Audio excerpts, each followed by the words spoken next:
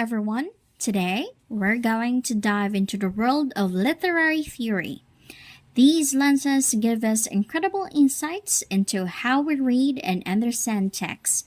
It's like being a detective and using different tools to uncover the hidden layers of meaning. So buckle up. We're about to explore 5 fascinating lenses: psychoanalytic theory, critical race theory, ecocriticism, island studies, and transnational studies, and how each of these can help us navigate the complexities of a literary text. Let's start with psychoanalytic theory, brought to life by none other than Sigmund Freud. Now, think of a human mind as an iceberg. What visible above the water is just a fraction of what's really going on. This lens allows us to dive into the unconscious motivations of characters. Are they acting out of desire, fear, repressed trauma? Think of our characters like Hamlet or Gatsby. They aren't just making random choices. They're driven by deep psychological forces that we, as a reader, can uncover. When we apply psychoanalytic theory, we ask, what hidden desires or fears are at play here? What motivating the characters beneath the surface? This theory gives us a deeper understanding of not just the characters, but also the author's possible unconscious themes. Next, let's talk about critical race theory. In today's world, this lens is incredibly relevant. It challenges us to look at how race, power, and equality are depicted in literature.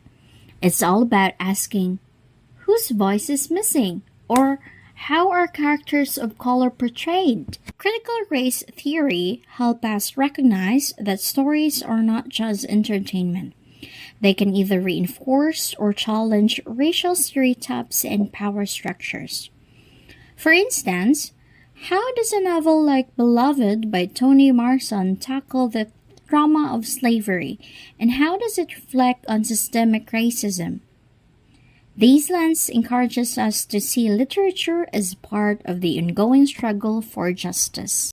Now, ecocriticism brings us face to face with nature. It asks us to examine how the environment and the natural world are represented in the text. Is the environment just backdrop, or is it a character in itself? Think of the novels like The Grapes of the Wrath by John Steinbeck or The Road by Cormac McCarthy. How does the environment shape the characters' lives and their destinies? Through ecocriticism, we can explore humanity's relationship with nature. Are we stewards or are we destroying the planet? And how does literature reflect this growing tension? Now, let's hop over to island studies. This one is fascinating. Island studies focuses on how isolations and geography shape identity and culture in literature.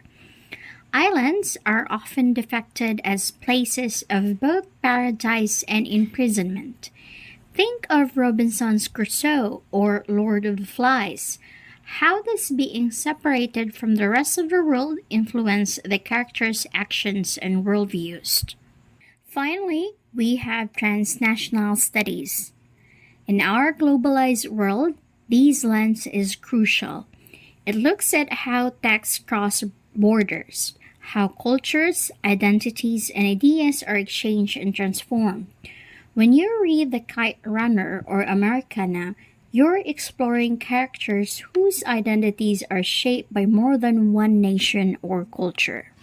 So there you have it, 5 incredible lenses: psychoanalytic theory, critical race theory, ecocriticism, island studies, and transnational studies. Each one offers a unique way to navigate and understand the complexities of literature. Next time you pick up a book, try reading it through one of these lenses, and who knows what new layers you might uncover.